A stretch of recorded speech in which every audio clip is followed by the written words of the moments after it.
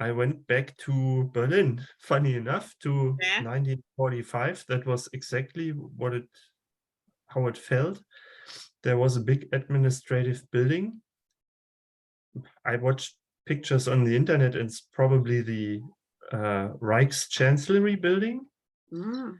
because I know this area from Berlin, and it always had very heavy energy with it. It's around Voss Street, Mhm. and I was wearing a very neat and very clean Wehrmacht's uniform. Yeah, so What's that? like a Wehrmacht is the army, so Okay.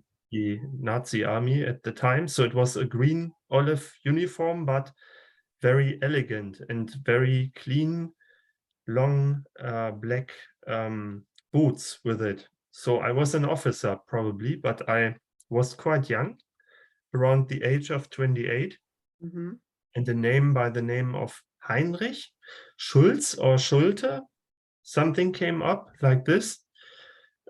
Blonde, very thin hair, golden glasses, and I had a very bad feeling in my throat area here, as if I was under immense pressure, and the building was completely empty, and I had to leave the building. So I was running out of the building as if this was under attack, something like that. Mhm. And then there was a step to move home, and I went to my home place, and it was in one of these classic Berlin backyard buildings, which was from the outside pretty worn down.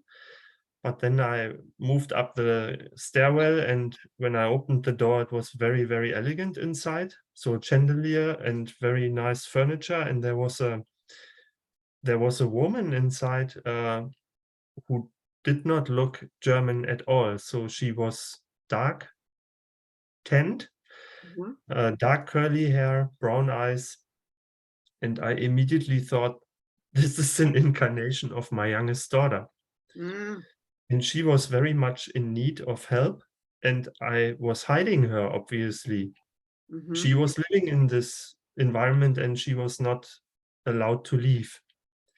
And the situation was very severe because I went inside, and then a lot of battle activity happened. There were tanks in the streets and Russian soldiers, and they came in and they were killing us with a few machine gun rounds.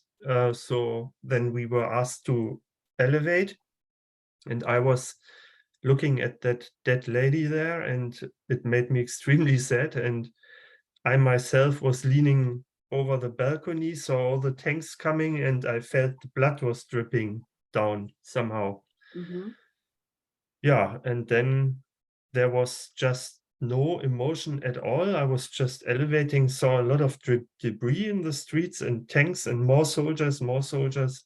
Mhm. And then you were asking us to go to a different place, and that place was a very light room, and it was as if we were looking back together, so that lady and me, at Mhm. our past life, and we were both convinced that it had some meaning, and we were both also accepting that it happened.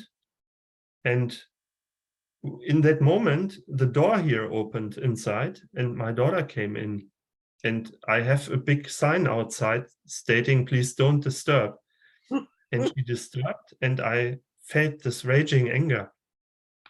I felt a lot of anger, and I Mhm. felt this is all connected to today's behavior, where I feel whenever I concentrate on things which are very important to me and which I want to handle in even in isolation or something on my own, then the needs of others come in, and I have to attend to these needs immediately.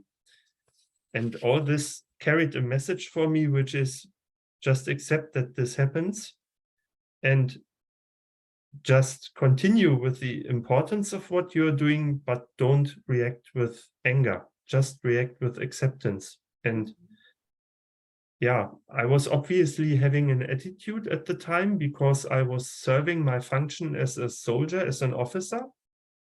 At the same time, I held different values and kept somebody in secrecy at home and Mhm. protected that lady. But then it went out of control, and it also said to me, you don't have complete control. Mm. So drop the control pattern. Control is a big part in my life, or has been. It's getting better now. Mhm. And all this made a lot of sense to me, and it was just, I mean, it was just floating out of my pencil here, unbelievable. Yeah, although I did not feel emotionally extremely connected, other than this one scene where I saw the dead body and my own dead body, but the rest was relatively neutral. Mm. But the messages came through pretty clear. Yeah. Yeah. And it's exactly what you said you wanted to look into, why you have this anger and rage, and that why you always got this need to go back to Berlin at least once or twice a year. Yeah. This anger and rage was also because I had no chance whatsoever to protect that lady in that situation, because there was just too many soldiers and they were just coming in. Yeah. And I was just dropping the resistance immediately, and we died there, and that was it. Mm. Yeah, Mm. very, very intense, I have to admit. Yeah. So there's some tapping to do for that one as well. Awesome. Yeah. Wow. So relevant too. And with your daughter walking in at the same time. That's, yeah, incredible. Wow. Very, very strange. Mm. Yeah, this one was in Syria in Mm. around the year 95 after, after Christ. Yeah, is that right? Mm-hmm. So it was a very simple life. I was an old fellow, around 60 years, white hair, dark complexion, very, very poor. So I went back to my home, which was a hut only, a thatched hut, something like that, with animals around. And there was a wife inside I had no real emotional connection to. She was also pretty old and white hair, and she called me Abra, but it was a different language, so I could not understand anything more. And the next meaningful occasion in what was otherwise a pretty basic life Mm-hmm. was that I was coming across a Roman officer with a very shiny uniform, again with a golden helmet and this red Mm-hmm. broom on top. I don't know. And Mm-hmm. we had an argument, and he wanted to steal my animals, goats or whatever it was, and he was cutting off both of my hands. Mm. But I had no resistance, so I was not resisting his attempt to steal my flock there. And the next thing I know was I was in a kind of old town in the desert somewhere, and I was just cramped into a corner with these stumps of my hands, and I was dying there, and that was the end of it. So it was pretty simple, Mm. not much emotional charge in there. But then I was taken to learn what was actually the learning about this, and this brought me to a massive skyscraper type structure in the same region. Funny enough, it was a very, very high skyscraper, higher than what we have today, maybe 2-3 kilometers high, I don't know. Mm. And on top of that, there was a room where I was taught what this was for, and it was obviously telling me that living a life trying to not to resist to violence is important. So one has to accept what's coming, and to react with violence doesn't lead to anything. Mm-hmm. So acceptance to whatever happens is a safe place, and having the confidence that everything is safer beyond the physical life Mm-hmm. is a key takeaway, obviously. Yeah. And everything is wanted, everything is contracted, and there is not so much one can do in some lives. Some lives are pretty flat, but they are also there for learning. And this learning was that it was acceptable and also even enjoyable to have a very simple life.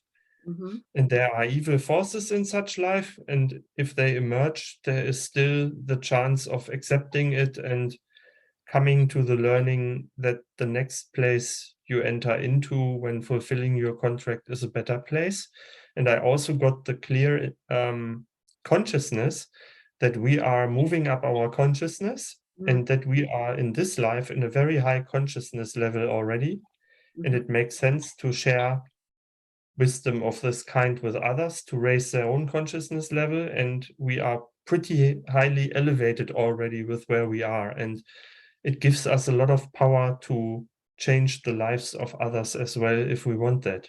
And I got an enormous burst of energizing, of energy, of positive energy, like what Julia described. So it was very much tingling from the feet to the upper body, and it was as if I was returning from an energy shower somehow. So that's how it felt.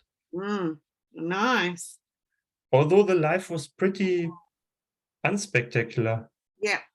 Yeah, because we're not all going to have spectacular lives every life. Yeah, I love that. Tingling energy like an energy shower. Very good.